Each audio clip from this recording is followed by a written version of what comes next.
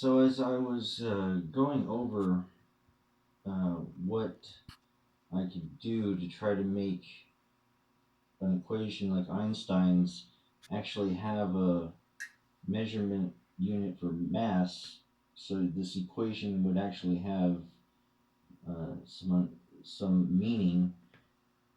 As I was going back into early geometry, I realized that in order to make simple equations like these work, they have to all these variables have to equal the same unit of measurement, whether it be inches, feet, meters, whatever.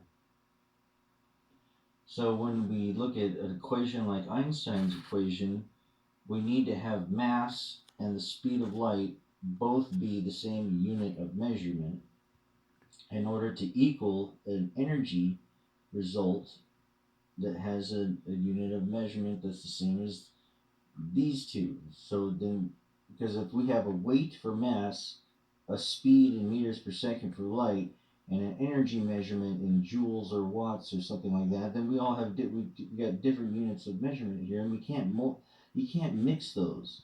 You can't multiply a weight times a speed. You have to have these measurements equal the same unit of measurement, or else the equations won't work.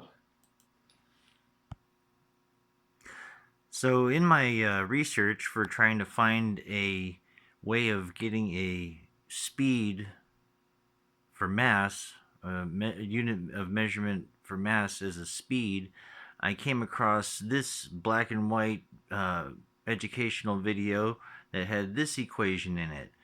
It said that we can figure out the mass of a stone at the end of a swinging rope if we have the length of the rope, the speed of the stone, and the force that is acting upon the stone as it moves in a circle. And it took me a while to figure out a way that I want to try to get an actual valid speed measurement for force, because you can't have it took me a little while to figure out how I wanted to use a speed technique for getting a speed for the force part of this equation, and I'll go into that here. So, to explain how I want to get a speed measurement for the force, I remember that Einstein had an example where if you were in a enclosed room or a box that was accelerated upward, if it was accelerated at a specific speed, uh, or one specific speed, you could mimic gravity on the surface of the Earth. And we figured out what this speed is with experimenting with falling objects, and that is 9.8 meters per second squared. That's if you were being accelerated upward on a platform at 9.8 meters per second squared, it would feel the same as 1 g on the surface of the Earth. So, to go into how we'll finally put this all together to finally figure out the mass of a person or an object in the measurement unit of measurement of a speed, I wanted to go into the amusement park ride called the Gravitron. Uh, the Gravitron was this UFO looking like ride that when you went inside and you laid down on these little sliding platforms on the edges of the wall on the inside of this thing, and as it accelerated in a circle, you would feel this artificial gravity or centrifugal force on the edge of this thing. So, what I want to do is uh, what we're going to do is the force that we're going to mimic is 1 g, and when you put a person or accelerate an object, you have to know its weight with on the surface of the Earth as 1 g, whether it be 10 pounds, 100 pounds, whatever. You'd put it in the gravitron, and when it reached a certain velocity, making an artificial gravity where the same object would be sticking to the wall at 10 pounds or 100 pounds or whatever. Once it's at the same weight that it would be on the surface of the Earth, then you would have the force. Then you would have the known force here. So the force would be 9.8 meters per second squared, because you would know that if it's the same weight here, 10 pounds, 100 pounds, as it on the surface of the earth, if it was 10 pounds, 100 pounds, so you're mimicking that. So you'd know that the force that you're getting is this speed.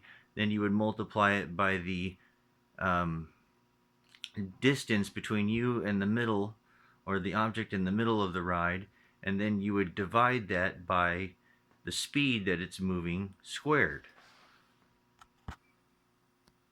So hopefully I've explained this all as clear as possible.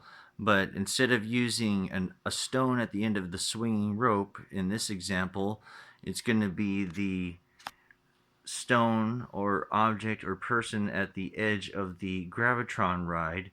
And when the Gravitron reaches a specific speed where the force that you're feeling on the edge of the ride is the same as the force that you would feel standing on the surface of the earth, the weight. So you would have a scale on the edge of the ride here that you would measure your weight.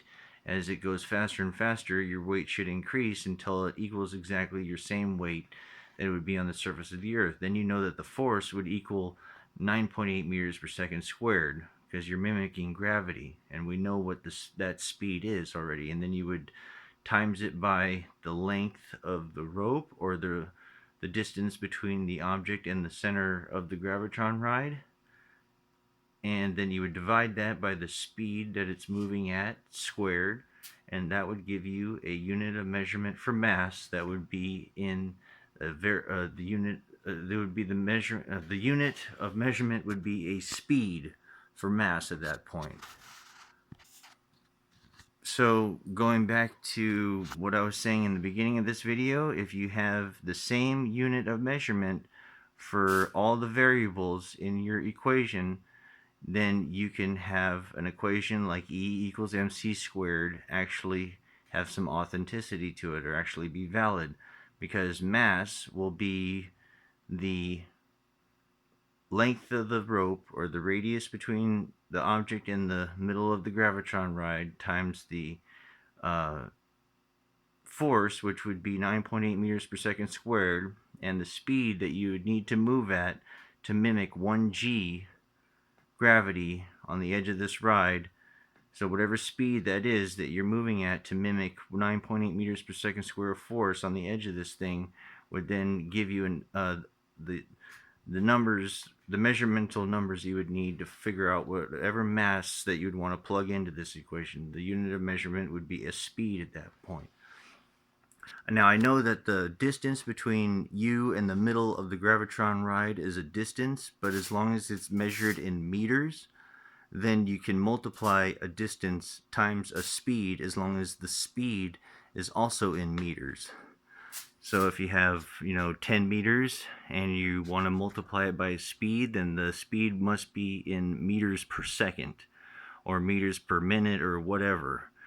So that is also valid. You can also times a distance by a speed, as long as they're using the same unit of measurement, which is meters in this point.